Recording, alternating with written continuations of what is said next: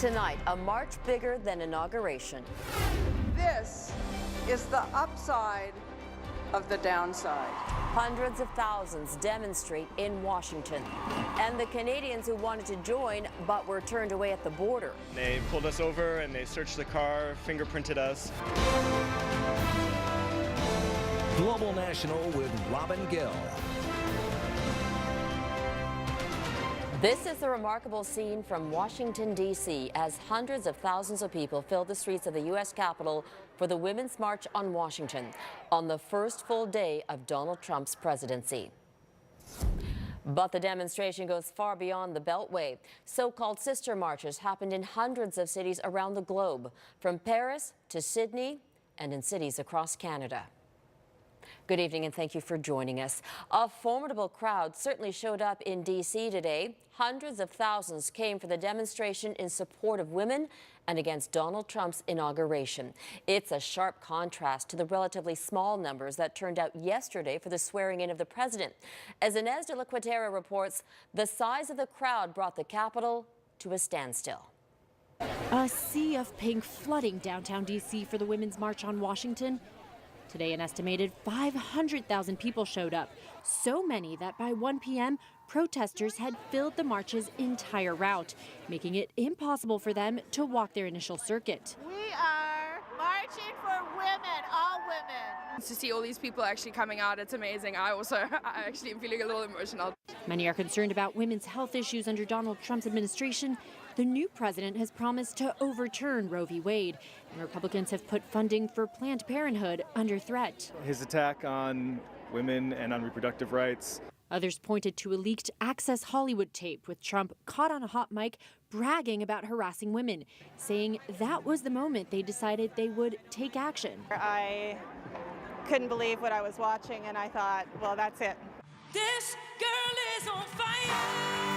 Unlike Trump's inauguration, it was a star-studded event. Scarlett Johansson, I will not stop fighting. Madonna, The revolution starts here. and Gloria Steinam. We're never going home. We're staying together, and we're taking over. Thousands of protesters here, but we did manage to find some of our own Canadians who say what happens south of the border directly affects them. And we're all connected. I don't think the borders are the things that will make the difference. We're all connected. If women here don't have rights, then we don't have rights. They traveled from all over. This flight leaving Toronto and headed to D.C. packed with women going to the march. And various organizations even chartered buses to transport roughly 600 Canadians down from Ottawa, Toronto, Montreal, and Windsor. I can't just sit in Canada and assume that everything is not going to come here. What's happening is going to affect the whole world. Women joining forces with one another. This display of solidarity, it's like so uplifting and encouraging, and I'm really hopeful, and I'm so glad I came. To send the new American president a clear message. His agenda won't go unchallenged. Inez de la Cuetara, Global News, Washington. Today's march is not the first to take place in Washington, but it is one of the largest in decades. On April 25, 1993, more than 300,000 people marched on the National Mall for LGBTQ rights. In October 1995, 850,000 took part in the Million Man March, which aimed to unite the Black community. One of the largest rallies in U.S. history took place on April 25, 2004, when as many as 1.15 million people marched on Washington for women's rights. Protests are also being held across Canada in solidarity with the Women's March on Washington. Demonstrations were held in most major cities and several smaller communities. As Shirley Engel reports, some Canadians even tried but failed to join Americans in their demonstrations.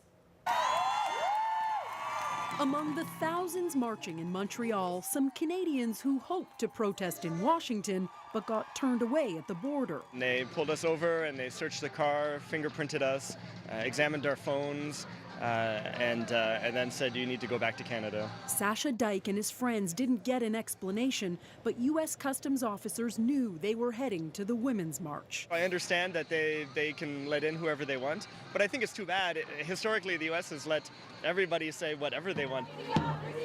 There was plenty of opportunity to be heard on this side of the border. That there is a mass movement of women and people who support women A sea of provocative signs and pink hats could be seen on the streets from coast to coast. Not just women, but also men. It's not just a women's march.